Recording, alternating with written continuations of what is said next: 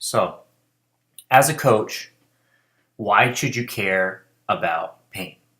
I get it, okay? Pain is not the domain of a coach. However, you're still going to be dealing with it on a very daily basis, okay? Keep in mind that I was a full-time strength and conditioning coach and trainer before I went to physical therapy school, and then I continued on with personal training and coaching all throughout school and then after, okay?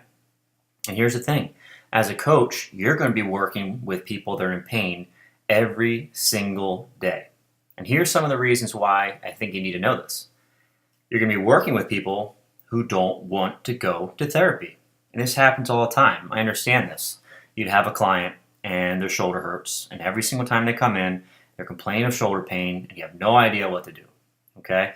Obviously, you want to try to refer these people to a healthcare specialist that's going to be able to help them. But the other piece is that a lot of times you're just not going to want to go.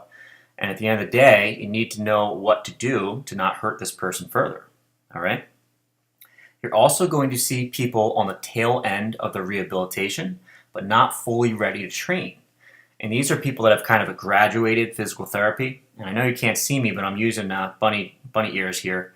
So they've finished up with rehabilitation, meaning that they're mostly feeling better, they're getting back to the regular activities, and their pain levels are decreased. However, they're not really ready to go back to full bore training. Okay? And for the most part, most physical therapy places are not going to get people back to 100%. They're going to get them back to a level where they can train, but they're not necessarily going to be where they need to be for full bore training. So the other thing is that people are always going to have these small aches and pains that pop up occasionally. And that's just part of training. It's not necessarily a bad thing.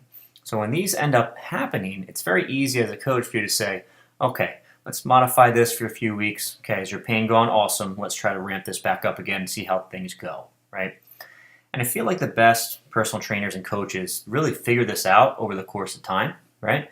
And this is the reason why I wanted to talk about this today, because I don't think there's any good education on what coaches can do when they see these people in pain, okay? The other piece I think is incredibly important is that as a coach, if you don't really understand the principles of rehabilitation and pain, you can definitely make your athletes worse. The other thing is that you can extend the duration of their injury. So that nagging shoulder injury that never gets better might not be getting better because of what you're doing in the gym. Okay?